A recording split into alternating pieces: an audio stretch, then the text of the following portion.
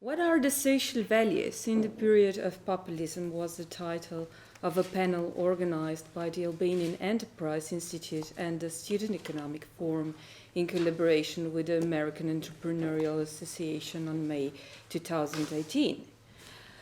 Amongst the invited speakers were several Albanian and 2 American entrepreneurs who discussed the social values they are trying to introduce, restore, and revive through their business ideas and products, material as well as intellectual. The event that took place in the conference hall in one of the hotels situated in the capital Tirana was well attended mainly by students of business and economy and some other young entrepreneurs. One of the invited speakers, a startup director, Besar, from Tirana, described entrepreneurship as an important value of social and economic development in today's Albania. In order to find solutions to contemporary problems that the Albanian society is facing, the entrepreneurs, as Besar accentuated, have to be innovative and creative in bringing about changes and generating values to pave the way for developing entrepreneurial ideas and goals. According to Besar, I quote him, the entrepreneurship, or in Albanian language, sipermarje, is not only a business, but it's a way of thinking and living. He continued that entrepreneur has to critically evolve with the world to identify key issues and find possible solutions.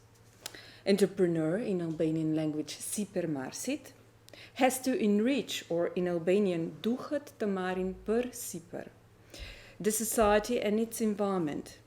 The entrepreneur has to communicate with the people while at the same time she or he has to take distance from them in order to see entrepreneurial vision and strength to mobilize and transform the predominant Albanian mindset, or in Albanian language, mentaliteti. The latter, as Besar and many other interlocutors describe, encapsulates still prevalent structures of thinking in the contemporary Albanian society, where the individual is conceptualized in collective kinship terms, nowadays often perpetuated with the dominant structures of power of the political elite and the state. But as they put it, the core value of entrepreneurship is the responsibility of a particular entrepreneur to mobilize this traditional way of thinking in order to restore trust in oneself and the community and reaffirm a better future to everybody. So this paper focuses on the entrepreneurial activities and strategies of those individuals who feel responsible or are entitled or otherwise obliged to change and improve the present-day social, economic, and political environment. It questions their way of thinking and their plans to improve or enrich the position of a particular social group or wider society with or amongst they are working. Structurally and or strategically, these individuals or self-described visionaries, dreamers, and social activists perceive themselves and their immediate surrounding in a somehow different way than majority of the population. They are few in a number, and their ways of thinking and planning are projected towards something that has not yet happened. Along with their entrepreneurial ideas and plans, they try to mobilize and transgress the general structure of thinking, called mentaliteti, and secure a good life and well-being. The ethnographic focuses on socially responsible entrepreneurs of different gender, generation, biographical, and social background, whose entrepreneurial work often pertains to the so-called social entrepreneurship, or in Albanian language, sipermarje social, the term which I use as an entry point. More than its legal definition, I refer to the etymological meaning of sipermarje, which in Albanian language encapsulates social and economic enrichment and development. As these individuals' ways of acting and planning, professional and personal, are based on a moral and ethical stances of responsibility and care for the wider environment and its well-being, I refer to them here as socially responsible individuals. Their entrepreneurial plans are often based on the aim to enrich and improve the social and economic position of a particular social group or a wider society. But before I focus on their entrepreneurial activities, let me briefly address the anthropological notion of temporality. The question of temporality has permeated anthropological research since the very beginning of the discipline, as we all know. Numerous anthropological studies have approached time through several different theoretical and ethnographic stands. My intention here is not to provide a review on temporal anthropology, but just to briefly refer on some scholarly work which I find as important point of departure for my ethnographic material. This is, of course, first and foremost Maya's project, Sizing the Future, and of course her scholarly work, that she introduced you to at the very beginning. And here I'm particularly grateful to her for putting my attention on the notion of remittances and their meaning, which I found is very important for the understanding of the temporality in Albania. Besides mentioned, I also lean on the work of Marilyn Strathearn, and she observes that time dimension is frequently approached from the perspective of ruptures and differences as approach to the continuity and similarities. The imputation of differences versus similarities perspective into studies of time often leads to the linear conceptualization of time that stretches from the past, present, and future. Strathearn continues that these time sequences are often labeled by the dominating top-down economic and political systems that are often infused in the temporal realms as they are lived, perceived, and sensed by the people themselves. Departing from her ethnographic research on Papua New Guinea, she argues that in some circumstances the time sequences can immerse one into other, blurring the ruptures, or in short, not leading into ontological clashes. Dimitris Tsitslionis, I hope I pronounced his name correctly, grapples with temporality from a somehow different angle. He argues that in present-day Greece, which is still recovering from the fiscal and economic crisis that hit the country's economy and social system after 2008, people think about a crisis as part of their Christian endowment that teaches them that Christians are in constant crisis.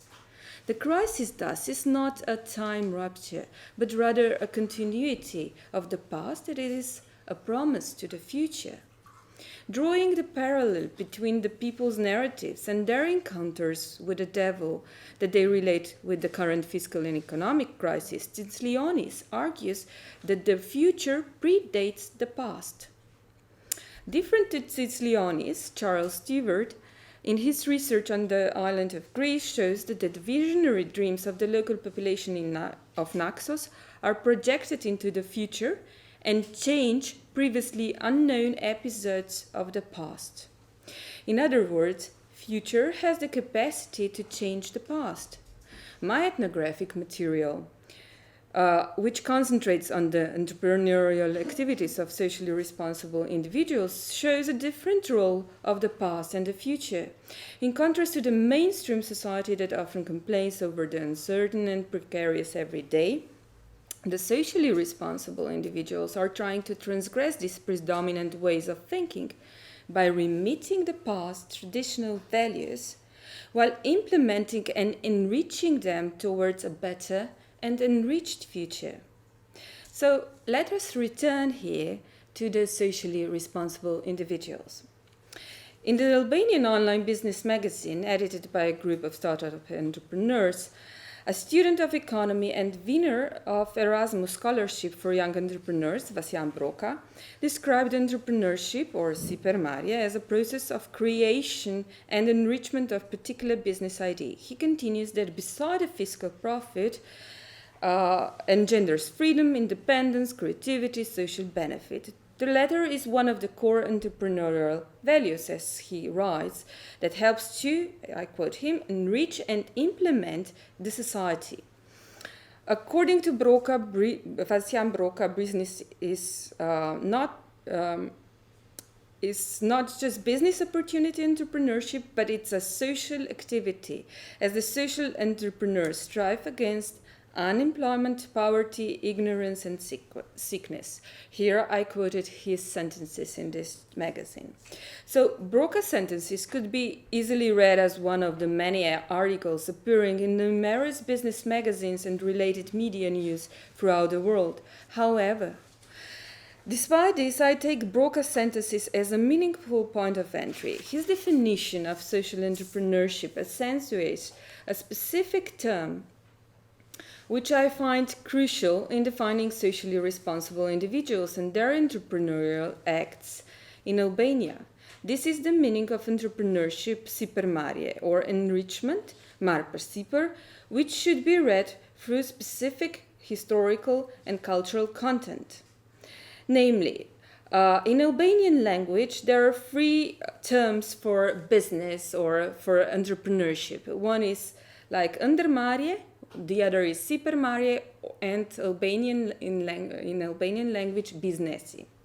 Whereas ndërmarrje was already in use during the period of communist regime between 1945 and 1991, and it referred to cooperatives and state companies and other social work that was directed towards the common good and towards the common good of the state and its citizens. Contrary, the term biznesi and sipermarje, which is also entrepreneurship, also has this meaning, are relatively new terms that entered into the Albanian colloquial language after the collapse of the communist regime and the beginning of the liberal economy post-1991.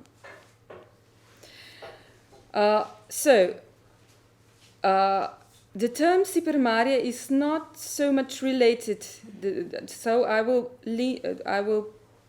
stay on the term sipermarje, which is not so much related to fiscal gain as it is conditioned by its added social value or enrichment of a particular society in order to secure a steadier present and a better future. I argue that the entrepreneurial enrichment has historical legacy. To explain this, let me draw a parallel to migrant remittances.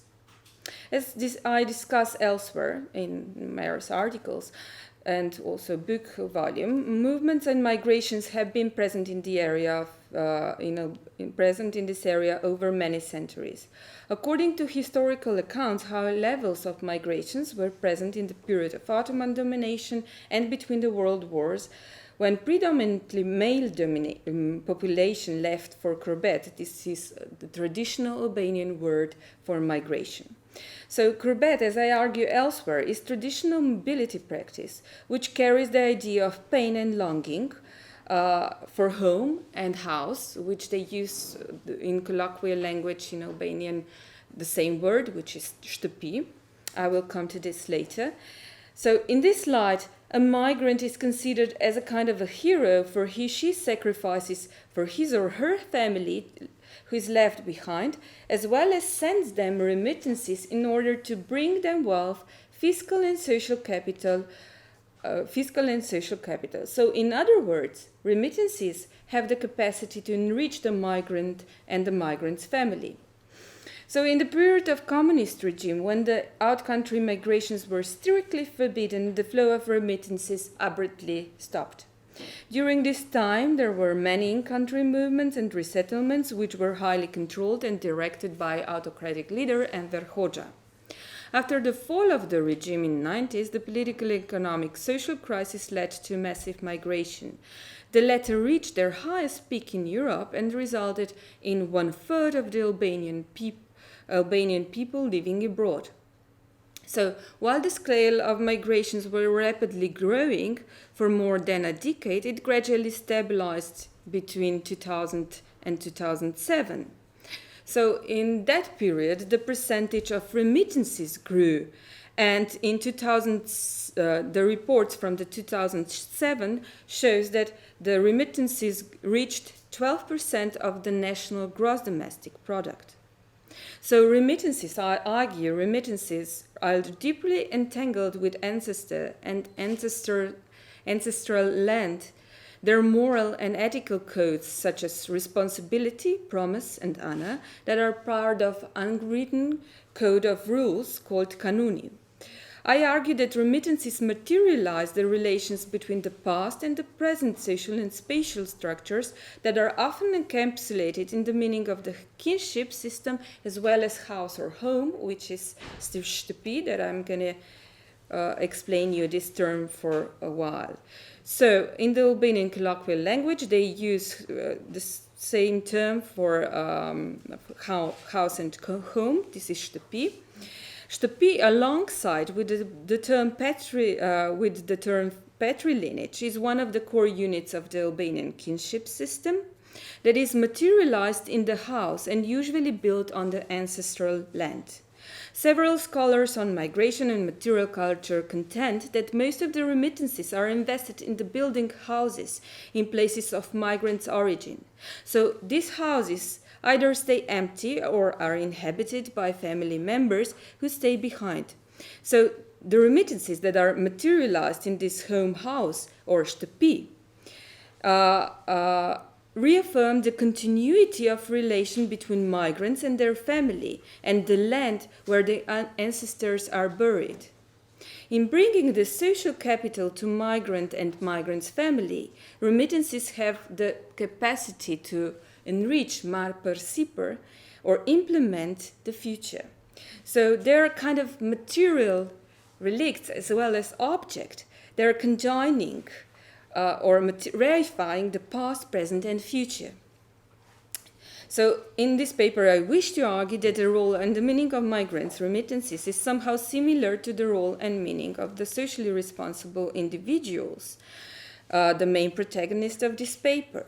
In performing their entrepreneurial plans and strategies, these individuals try to recover and revitalize the important traditional values that pertain to the past and which, as many argue, have been eroded. Faj është jepi ime. This is the Albanian meaning.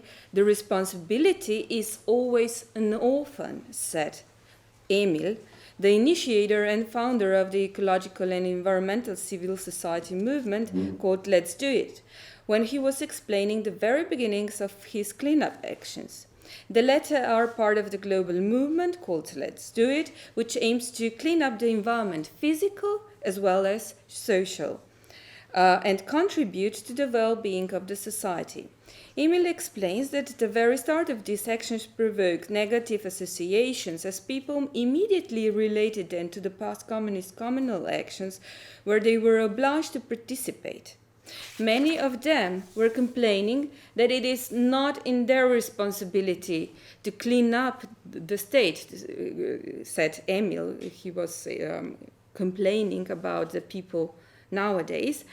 And as they were saying that the political elite and the state is responsible to take care of their environment, not them. And Emil noted, so this is our mentality, this is the mentality of the people when he was criticizing the prevailing mindset of eroded values. As he and other interlocutors explained, the values such as responsibility, promise, and honor that were once important pillars of the Albanian society are now almost eroded, and sometimes they claim that they almost vanished. Emil and his NGO has been organizing cleanup activities, which goal is not, as he says, only to clean up the environment, but also their mindset affected by the trauma of the communist past, and which is holding them back, making them passive and inactive with regards to paving their own future. Emil does strive to mobilize this, as he says, slow mentality, avash mentaliteti. The mindset, mentality as mindset, imbued with expectation that the state has to be responsible for the economic and social well-being of its citizens.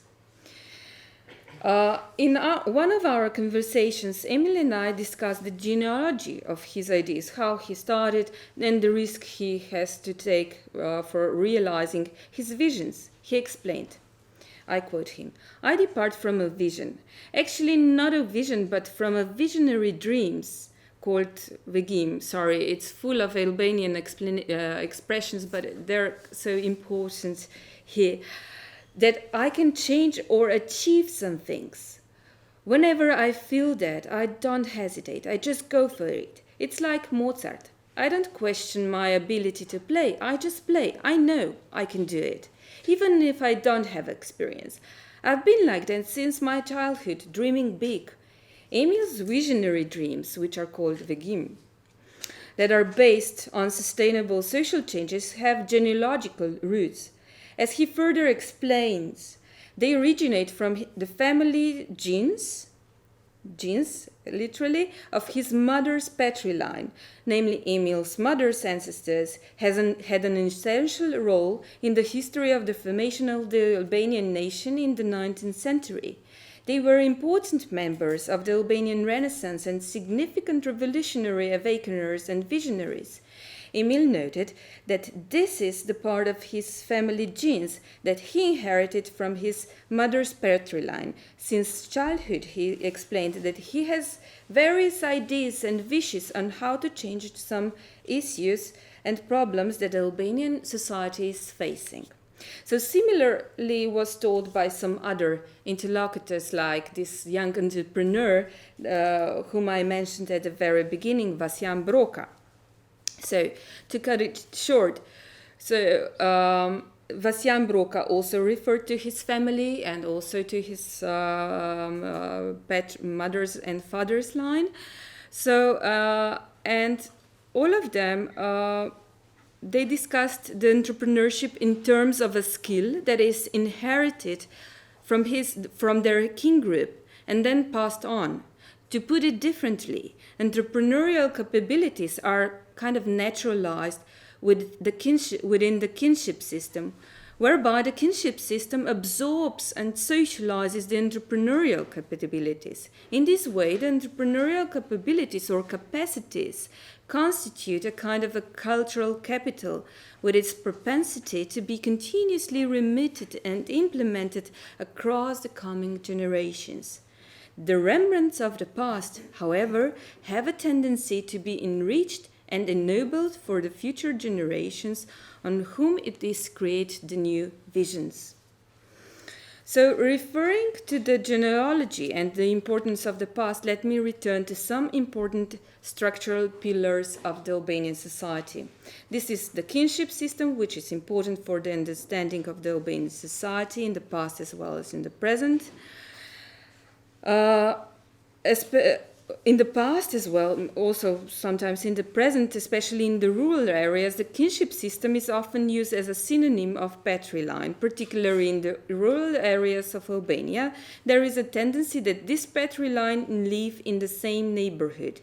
Even though nowadays, due to the increase in migrations, the majority of members of a particular patri line do not live in the same location anymore, the spatial belonging is still often materialized and spatialized in this house, home, or shtepi. In other words, the kinship system is rooted in the land or location in the same way as the land and location are embedded in the kinship. They share the common material and immaterial object and subject, which is shtepi or house, home, as well as the burial place, about which I'm not talking due to the time. The way of belonging or attachment to a particular place or location is a crucial part of the Albanian traditional unwritten customary laws called kanuns.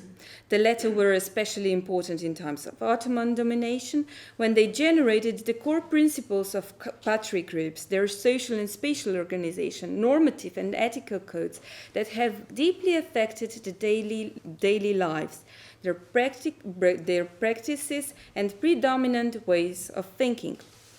Though general norms of kanuns were widely known and accepted amongst the patri groups, their particular content has been constantly changing and adapting according to the contemporary social relations based on the kinship system.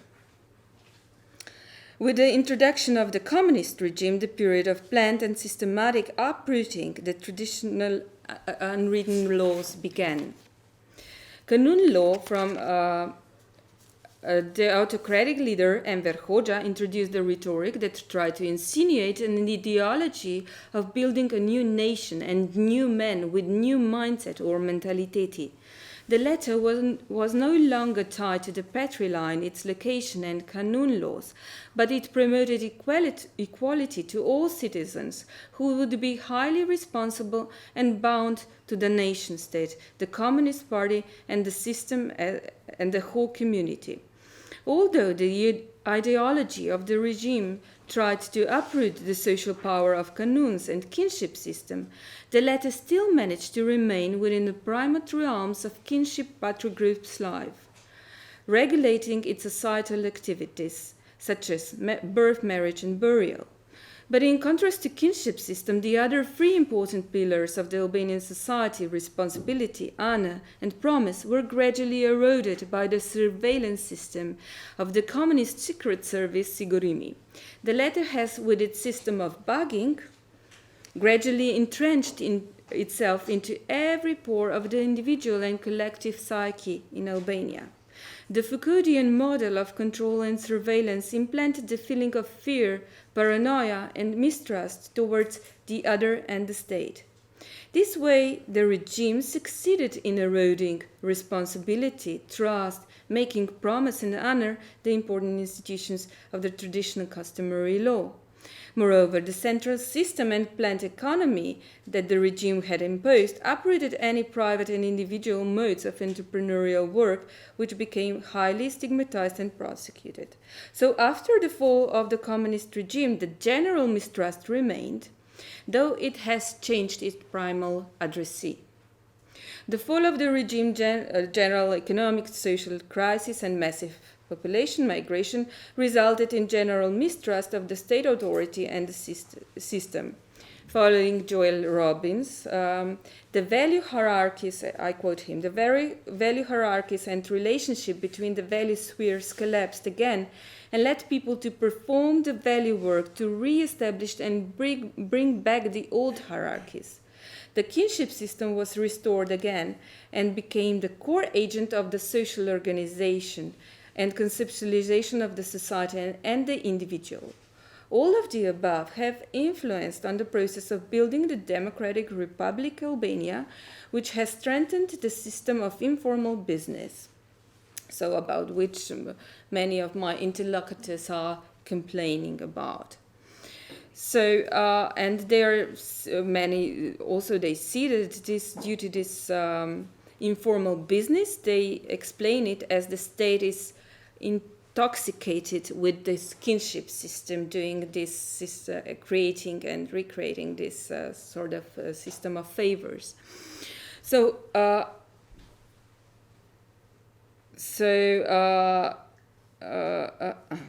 yeah. To conclude, I will go to the conclusion. So I got lost somehow.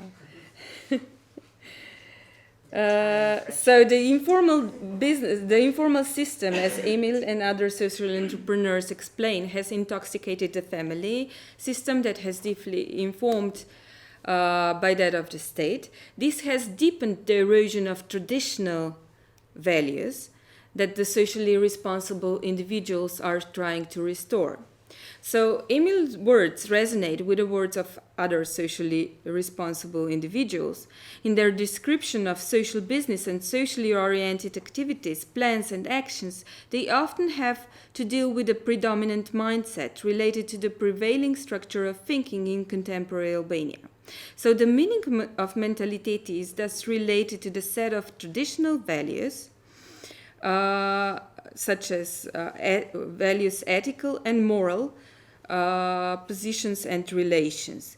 These are often conditioned by the kinship system, place of origin, ethnicity, religious belonging, economic and social status.